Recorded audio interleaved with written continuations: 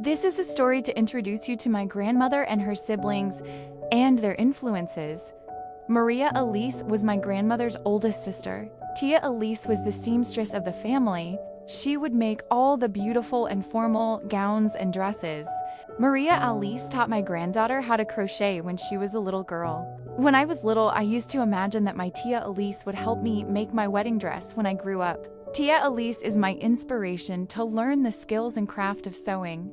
Uncle Joe was the oldest brother. He was a tough, adventurous, and charismatic man. He was a farmer and a fisherman. Before the family left the Azores, Uncle Joe used to work as a whale hunter. After the family moved to the United States, everyone started their new lives as farmers in the Sacramento Valley area. Uncle Joe lived half the year farming and the other half disappearing to the ocean for fishing. He taught me how to dance at the Festus and also how to drive a tractor. Uncle Albert was the third sibling.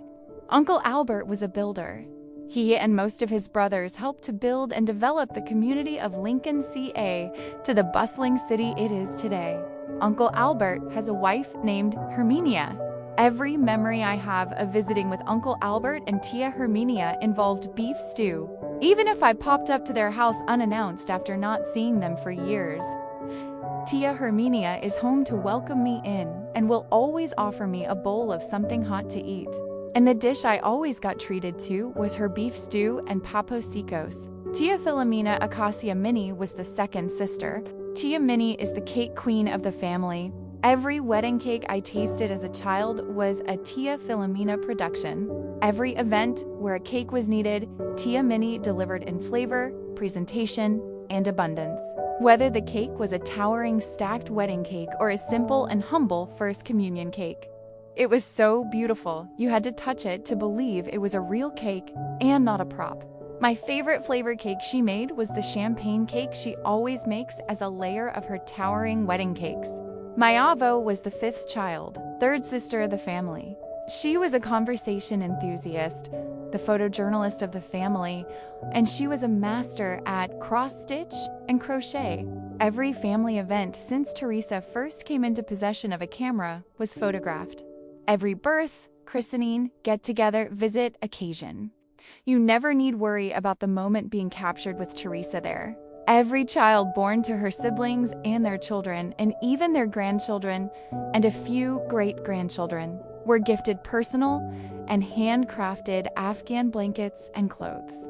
Avo learned to crochet from her oldest sister, Maria Elise, and would share stories about her childhood in the Azores with me, while she patiently passed the skill to me.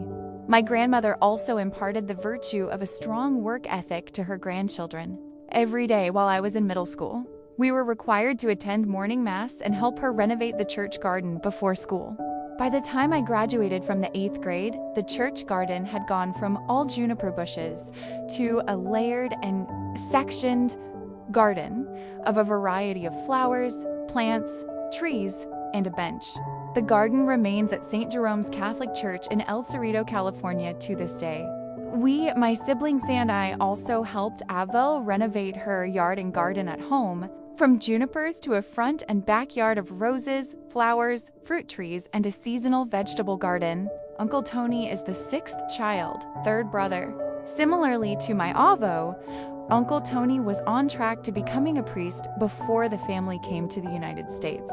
Like Uncle Joe and Uncle Albert, Uncle Tony is a gifted builder, farmer, and fisherman. Tony and Avo were the closest out of all the siblings, and he would visit with us regularly when I was a kid.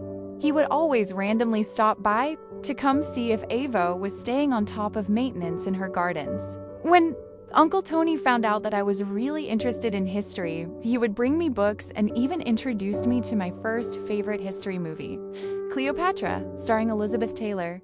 Uncle Filsberto is sibling number 7, 4th brother. Like his older brothers, he worked as a farmer and builder, Uncle Filsbert and his wife, Gabriella, have been growing grapes at home since their home was built shortly after they were married. Every year, Uncle Filsbert uses his grapes to make homemade wine. Winemaking is a traditional practice for many people from the Azores. Tia Gabriella is the bread maker of the family. Every family event you can count on Tia Gabriella showing up with a loaf of Portuguese sweet bread for every household. plus some extra treats like pastel natas or meringue cookies if she really likes you. Tia Marie Augustine is the 8th child, 4th sister. I used to spend every summer with my Tia Augusta from 1st grade through 7th grade, and it was the best experience to have. My Tia and her husband, Uncle Art, are dairy ranchers. They have thousands of dairy cows, and every summer I got to work feeding the calves. I would also get to tag along with my Tia when she would provide catering for local events. Tia Augusta was also the Tia who did all of the family event catering as well. Every wedding was fed by her. Uncle Art and Tia Augusta also uphold an old Azorean tradition of slaughtering animals every year for the family. Once a year, usually in early spring, while it's still cold enough for snow, all of the original 9 siblings and their families gather together in Bieber, California. And together, the entire family will slaughter selected animals and process them down for their meat to distribute amongst the families. It's a way of preserving the traditional Azorean custom of the community coming together in resources and labor for survival. Tia Bernadette is the 5th sister and the 9th child. Aunt Bernie was still a young child where the family emigrated to California. She had an American upbringing, and it's safe to say she grew up in America along with the progression of the civil rights movement. Aunt Bernadette ultimately met her husband, Uncle Steve, through my grandmother's sister-in-law, my Auntie Ruth. Steve and Bernie made their lives in Huntington Beach, California. It was always exciting to take a trip from Berkeley, California to Huntington Beach.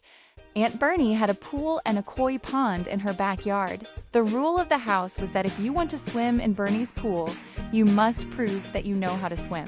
The test was to be thrown into the middle of the deep end of the pool. If you could demonstrate that you won't drown and could complete 2 full laps the long direction of the pool, then you were free to swim as much as you wanted until she decided to go to bed at the end of the night. I want to take a moment to thank each of you for the example you have set and the values you've lived by throughout your lives. The lessons I learned from you at hard work, devotion to tradition, pride in skilled crafts, and the everyday ways you cared for one another are the same guiding lights that have carried me the farthest as an adult. There have been times when I had very little to rely on, but the memories of what I'd seen you do and following your example always helped me find my way and thrive. When I've strayed from those lessons, that's when I truly felt the consequences. Now, as an adult starting a new chapter with my own family far from home, I see so clearly that my best ideas and accomplishments flow directly from the foundation you gave me. Whether or not you realize it, your lives and choices have made a lasting difference for me, and I am deeply grateful. Thank you for being such extraordinary examples. Your influence is with me in everything I do.